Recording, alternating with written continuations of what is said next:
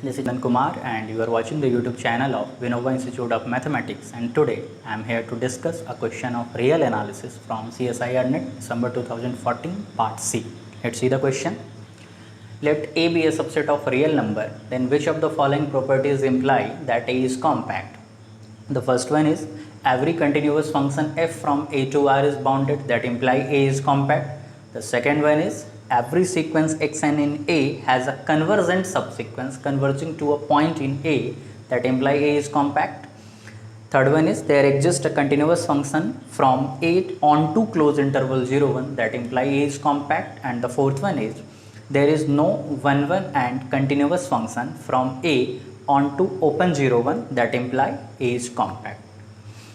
The first thing to observe in this question is that we are discussing over the subset of real number, and for the subset of real number, set is compact if and only if it is closed and bounded both. So for these four options we have to check for closed and bounded. Let's start from first option. Check for closed. As the statement says, every continuous function f from A to R is bounded. Let A is not closed. If A is not closed, that imply derived set of A not contained in A, that imply there must exist at least one A such that A belongs to derived set of A and A not belongs to A. And in this case we always define a sequence xn n is equals to 1 to infinity, xn belongs to A such that xn converges to A, and we also define a continuous function of type f of x is equals to 1 upon x minus A. As xn belongs to A, we can replace x with xn, that imply f of xn is equals to 1 upon xn minus A. And as n tends to infinity, this function tends to infinity, that imply this function is unbounded. But the statement says that every continuous function f from A to R is bounded, that is contradiction.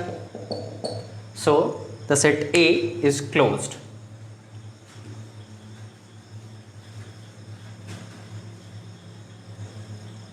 Now for bounded. As every continuous function f from A to R is bounded, that implies we can always define a function f of x is equal to x from A to R. As every continuous function is bounded, this f also bounded, that implies mod of fx is less than m belongs to R plus.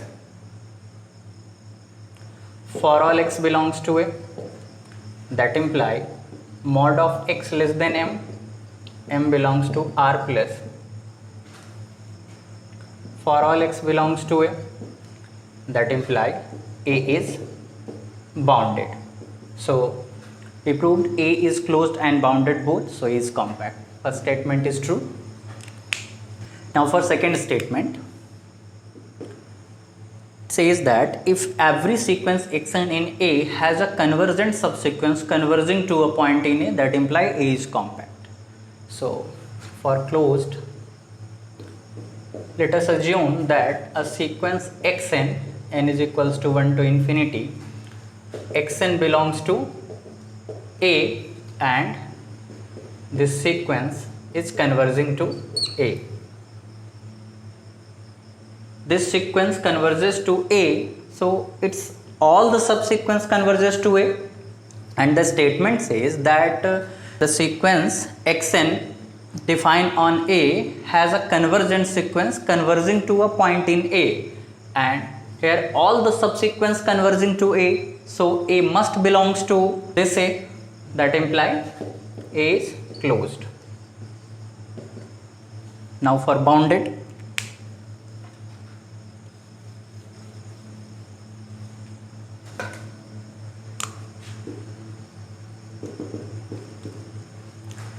Let us assume that A is unbounded. if A is unbounded, that implies it must have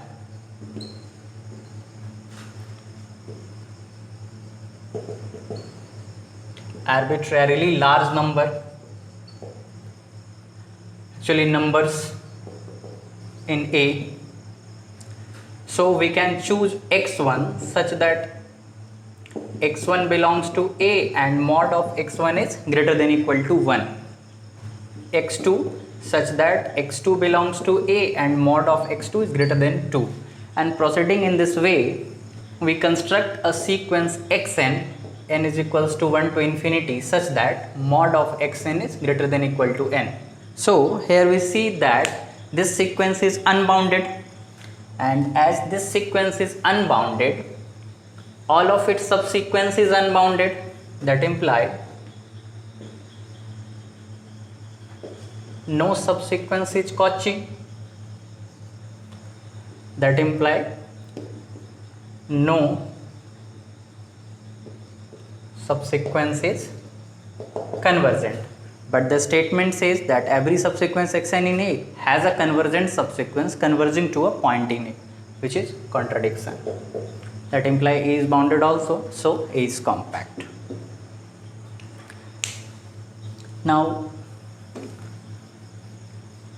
for the third option, there exists a continuous function from A onto closed interval 0 1. This function is continuous and onto, that is the range set required is closed interval 0 1. As we know that for the real number, if we choose fx is equals to sin x, then range set is from -1 to 1 closed interval. So if we apply mod here, the range set becomes closed interval 0 1, and this function is continuous also, but this R is closed but not bounded. That implies not compact. So this option is false. Now for fourth option,